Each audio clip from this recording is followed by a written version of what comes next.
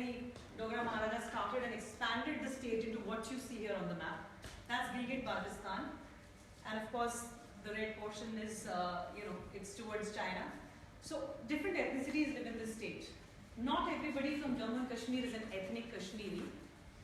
The state of Jammu and Kashmir has Kashmiris. It has Dogras like me, Sajjad Bhai, Lalit, Kanika. So there are Dogras, there are Kashmiris, there are Sikhs who speak Kashmiri. You have Gujrats, you have the Bakarwals, you have the Pahadis, you have the Ladakhis. Faiths, as you've probably heard it before, you have the Hindus, the Muslims, you have Sikhism, you have Buddhists, Namaistic Buddhists in Ladakh. And Muslims, we have both Shias and Sunnis. Kargil is an area which is predominantly, you have the Shia Muslims living there. Just to give a fair idea of Jammu and Kashmir, our Jammu and Kashmir, the Indian Jammu and Kashmir, Kashmir comprises of only 15%, roughly 15%. Jammu is 25% of the state, and Ladakh is 58% of the state. That's the area. Yes, that's the area.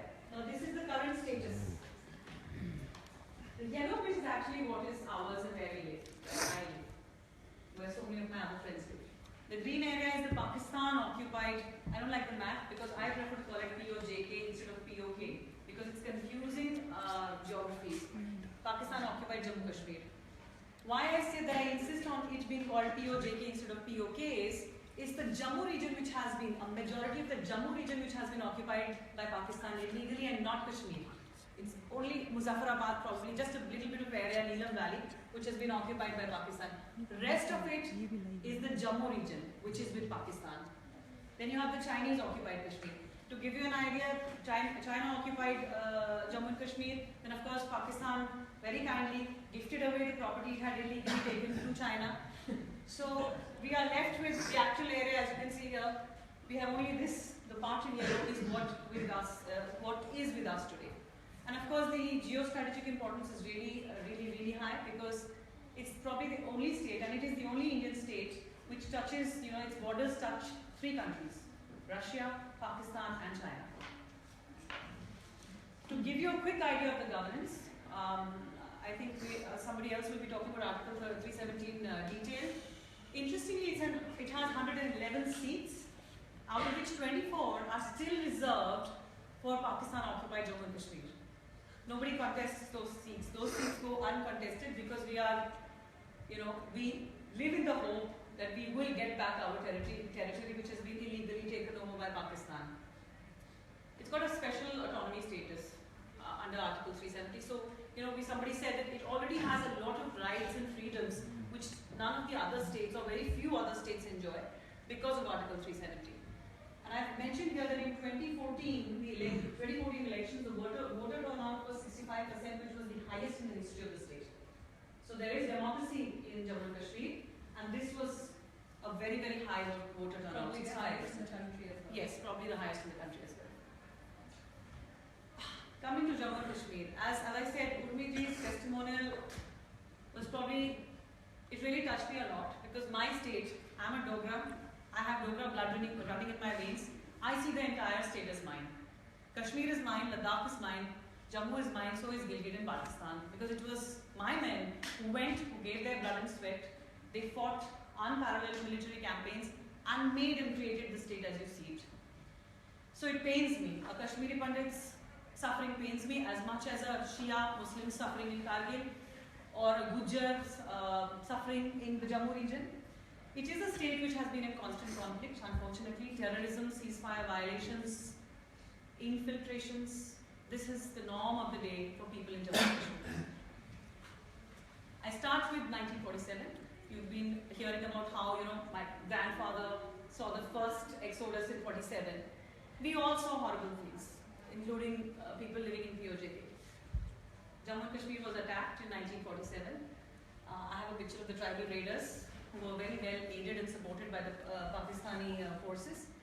And I have also, just to show you that we always have had saviors and we've always had heroes in Jammu and Kashmir. There are 3 heroes here. Major Somnath Sharma, who was the first recipient of Paramveer Chakra. You have Maqbul Sherwani from Baramulla, a Kashmiri Muslim. And you have Brigadier Rajinder Singh, my personal favorite, who was the first recipient of Mahavir Chakra, who was in Uri with just one gun, I don't know how many bullets. He stayed back and died a very gallant death protecting Kashmir. He was a Dogra. POJK displaced persons. This is another set. See, I have given these visuals, or I'm talking about it in the sense that it gives you an idea of what kind of conflict and for how long the conflict has been happening in Jammu and Kashmir. Currently in Jammu and Kashmir, we have the POJK displaced persons. These are people who have migrated from Mirpur, Muzaffarabad, Kotli, Bhimbar, Sudnati, Poonch, Rawalkot. Estimated figures 1.2 million. 1.2 million displaced persons already in Jammu and Kashmir. Their properties are also not registered and compensated for. Kashmiri Pandit Mass Actors. I've taken a picture of KPCS, and of course they're still fighting a battle. This was the 25th anniversary. At that point, I remember, I don't know which committee room it was, I had gotten up and asked, what will we be doing? Will we be celebrating the 50th? There has to be some resolution. We can't go on like this. This is to give you an idea of what Jammu and Kashmir goes through. Every other day you will hear of some terrorist being apprehended somewhere. According to a current report submitted to the Rajasthan by the state government, there are around 200 terrorists operating in Jammu and Kashmir as of now. 200. They have all come to Jammu and Kashmir through the porous borders. It's certainly not there for a shikara ride on the Dal Lake. And hence, you see, and again, this is very important for everybody to note that it is not just Kashmir which is affected by terrorism, by extremism, because the porous borders which they usually cross are in the Jammu region. I have shown you a picture of Mohammed Navik. This was a very famous case. A terrorist was caught, and he was caught by very brave villagers from Jammu region in Udhampur. The bottom picture actually has these two villagers who caught this, who nabbed and apprehended this terrorist from Pakistan, who was from Faisalabad. Importance of semantics and dangers of confusing geographies. Very, very important. As soon as we say Kashmir, as soon as we say just Kashmiri Hindus from Kashmir, and forget the Dogras of Jammu, we forget the Pahadis, we forget the Ladakhis, we make the Kashmiri Pandit Hindu brothers weaker, because they cannot be standing alone and fighting over. They've been trying to do so in the last 27 years and nothing has happened. Because we haven't actually owned the entire state and said, Jammu is mine as well, Ladakh, I clearly say Kashmir is mine as well. So it's very, very important to not confuse geographies and remember what that border, what that outline, what that map is. To give you an idea, this pain is a shared pain. It's not just Kashmir. Kashmir has suffered. There is no comparison of pain here. There cannot be a comparison of pain, but Jammu has also been impacted tremendously. Gujars and Bakarwals were forced to migrate due to militancy threat. In fact, the Kargil war, it was a Gujar brother who actually spotted the activity and alerted the Indian military. The first major act of terrorism against Hindus. Hindus have been persecuted in Jammu region as well. Doda is one of the districts, and this a very big incident happened in 1993. We were talking about population which is displaced. Jammu Hills has seen a lot of migration. Even their properties remain unaccounted for. They have not been compensated. They have no employment package. They have no jobs. And they are like the poorer cousins of all the displaced persons, I would say, in the state. So Jammu Hill has seen migration from Poonch, Doda, Kishtwar, Ramban, Rajouri, Riasi. Hilly areas and porous borders allow easy infiltration of terrorists, enabling Pakistan's proxy war. Definitely. I was traveling to Poonch a few years back, and I remember there's this constant thing of, you must reach Poonch before sunset because Mendhar is, in the forest of Mendhar, there are lots of terrorists lurking. So everybody is living with that kind of, sword hanging above their heads. There have been some very sensational attacks on Jammu region. Raghunath Temple, we spoke of how temples have been, destroyed in Kashmir. They have been impacted in Jammu as well. Raghunath Temple was attacked. There was an attack in Kaluchar, recent attack in Nagrota Army camp. Jammu-Srinagar highway is never ever safe. In June, when Lakshmi and I traveled to Srinagar, I actually took a car back to Jammu from Srinagar, and there was always this constant tension of, it's not very safe. If there's an army convoy, stay away from it because they are always on the radar of the terrorists. So it was not, as Ji said, it's a beautiful, scenic journey, but there's always a constant tension that anything can happen on the highway because it usually does. Jammu is the refugee capital of India.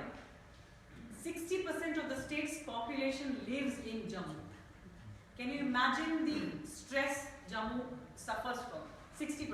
And I'm talking about the stress in the sense of, stress on infrastructure, on economy, on jobs, on all other sorts of resources. Jammu has been taking it on. Yeah, good afternoon. Border firings. Villages living in war zone with thousands of evacuations. I think this figure is actually 2 years back or a year and a half back, but this happens every year when there is escalation of cross-border firing. 32,000 villagers are displaced. And this cannot be called anything but displacement because you have to overnight leave your farms and fields, and when you return, your cattle, this is an agrarian society. Jammu is an agrarian. You're either a warrior in Jammu or you're a farmer in Jammu. So it's a martial race. So you come back to a village which has been completely destroyed. You come back to a village, as a farmer, imagine you have, you have mines and you have shells lying on your fields. You can't go and harvest that maize crop that is lying on the fields. Your cattle has been injured or is lying dead. What do you leave these people with? I am amazed that in the last 70 years, Jammu region hasn't really just gotten off and left it completely. I don't know what makes these people just go on every day. I was speaking to a person recently and he was typing and he said, I can hear bombs falling and I can't type because he kept making these mistakes and he said, I can hear bombs falling. And I was like, where are you? He was somewhere in the Araspura sector, which is very close to my native village. And of course it has a very adverse impact on economy and development. And when I say development, imagine what Ladakh hasn't got up until now because we are so busy trying to deal with these 200 terrorists who roam around our state, with the cross-border firing. It's a huge, huge issue. Economy, I think there has been a report to the Rajya Sabha again, and there's been crores, losses in crores this summer, just this summer alone. I was looking for sponsorships in Jammu this summer for our Jammu Kashmir festival, and I can tell you, I heard a lot of sorry tales, and it was true. They have suffered. Now, how do we encourage semantics really affect? What happens is that when you say Kashmir, you completely forget what are the political or economic or aspirations of the other regions of the state, which are two very big regions of the state. You have Ladakh and you have Jammu, so when you say Kashmir, you completely obliterate their identity. Selective treatment of regions only increases the regional fault lines. Trust is a major issue within the state because you keep talking when you club people into one thing and sort of remove their identity, the fault lines increase. Any dialogue on Jammu and Kashmir is completely incomplete without a Kashmiri Pandit, without a Dogra, without a Pahadi, Ladakhi, Gujjar, Bakarwal, or POJK. In the light of increasing extremism, we cannot afford any more blunders in Jammu Kashmir's projection and the way it's treated. If we have to come together, if we have to win this war, we have to come together. The long-term implications of being dismissive of Jammu and Ladakh cannot be ignored. I'll quickly take you back to 1947 June. It was a month of June and Nehru had made this mistake. When he was giving a briefing note to Mountbatten, he had forgotten to mention Gilgit and Baltistan when he was talking about Jammu and Kashmir. It probably led the Britishers to feel that we weren't serious about these two areas of our state, which we had gained after a major battle. And what happened was that you had the Pakistani flag flying in the northern provinces under the guidance of Major Brown. So semantics are really, really important. This is a very important slide for me because these are the children of Jammu and Kashmir. You have the Kashmiri Pandit children there. It's probably at the border. These are the two more recent ones in the Jammu region. This is Shehnawaz Khan from Punch, from somewhere in Meerut. I have made a promise to myself that I will always speak of him. And the most recent is Pari, who's a 2-year-old girl who's been badly injured, and I've recently heard from her family that she's still going through a lot of surgeries. She's just 2-year-old. She lost 2 of her cousin brothers who were both under the age of 7 or 8. Lost a grandfather, lost an aunt.